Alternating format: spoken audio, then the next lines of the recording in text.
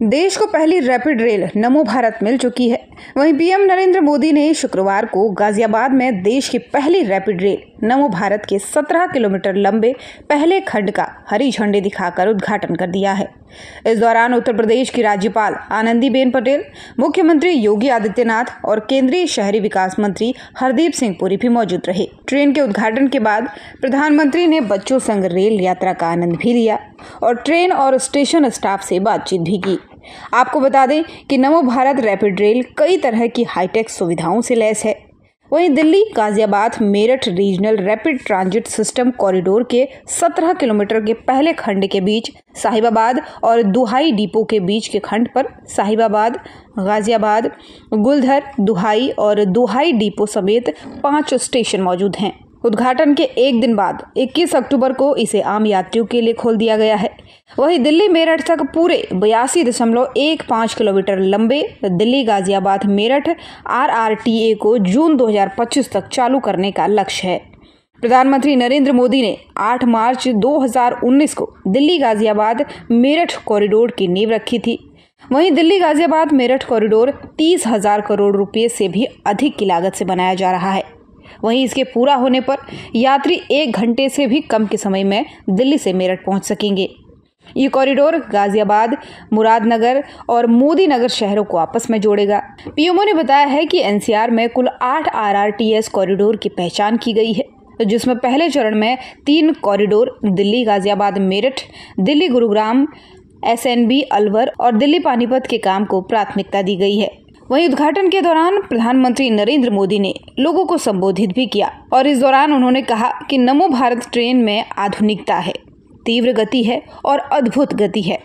ये नमो भारत ट्रेन एक भारत की नई यात्रा और नए संकल्पों को परिभाषित कर रही है। 21वीं सदी का भारत हर क्षेत्र के इतिहास में प्रगति के नए अध्याय लिख रहा है। ये पूरे देश के लिए एक ऐतिहासिक क्षण है। आज भारत की पहली रैपिड रेल सेवा नमो भारत ट्रेन शुरू हो गई है और इसे राष्ट्र को समर्पित किया जा रहा है। साथ ही उन्होंने कहा कि नमो भारत भारत के भविष्य का प्रतिबिंब है। नमो भारत भारत की बढ़ती आर्थिक शक्ति का प्रतिबिंब है। इससे न केवल औद्योगिक विकास होगा बल्कि देश में रोजगार के अवसरों में भी वृद्धि होगी।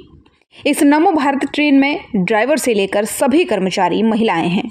ये भारत की नारी शक्ति के बढ़ते कदम और महिला सशक्तिकरण का प्रतीक है। अब इस रैपिड रेल की खासियत के बारे में आपको बताते हैं। ये रेल यात्रियों के सफर को न केवल मेट्रो से अधिक सुविधाजनक बनाएगी बल्कि शहर में जाम और प्रदूषण की समस्या को भी कम करेगी।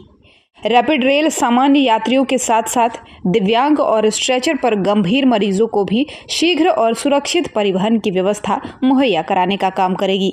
और इसके अलावा इस रेलगाड़ी में सभी कोच वातानुकूलित होने के साथ साथ उसमें वाईफाई और चार्जिंग पॉइंट की भी सुविधा रहेगी। इसकी सबसे बड़ी खासियत यह है कि कोच में यात्री न होने पर लाइटें स्वतः ही बंद हो जाएंगी। इससे बिजली की खपत को भी कम किया जा सकेगा। साथ ही आपको बताते चलें कि इस रेलगाड़ी के सभी स्टेशन सौर ऊर्जा से युक्त होंगे। इसमें बिजली की आपूर्ति दिन में एसी के जरिए होगी और रात के लिए थोड़ी बिजली घरों से ली जाएगी। लेकिन योजना है कि अगले 18 साल में यानी 2040 तक ये पूरी रेल व्यवस्था वैकल्पिक और स्वच्छ ऊर्जा पर ही चलेगी। रैपिड रेल में हवाई जहाजों की तरह खुलने वाले और बंद होने वाले दरवाजे होंगे और अंदर 2x2 यानी वायुयान की तरह ही सीटें होंगी। इनके ऊपर सामान रखने के लिए रैक भी होंगे।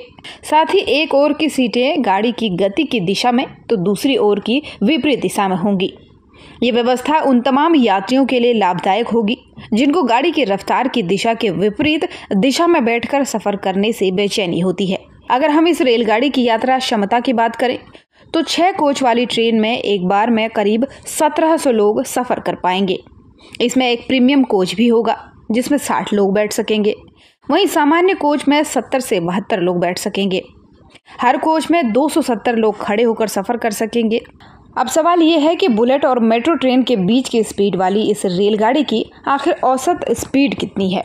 इस रैपिड रेल का ढांचा इस ढंग से तैयार किया गया है जिससे इसे ज्यादा रफ्तार के साथ दौड़ने में मदद मिलेगी। दरअसल ट्रेन का बाहरी ढांचा एरोडायनामिक आकृति का है।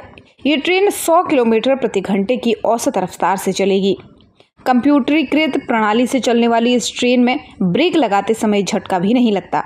जो इसे और ज़्यादा खास बनाता है। मेट्रो एक शहर के अंदर चलने वाली ट्रेन सेवा है, जबकि रैपिड रेल अर्बन नोड यानी लगभग 100 किलोमीटर की दूरी वाले 2 शहरों को जोड़ने का काम करेगी।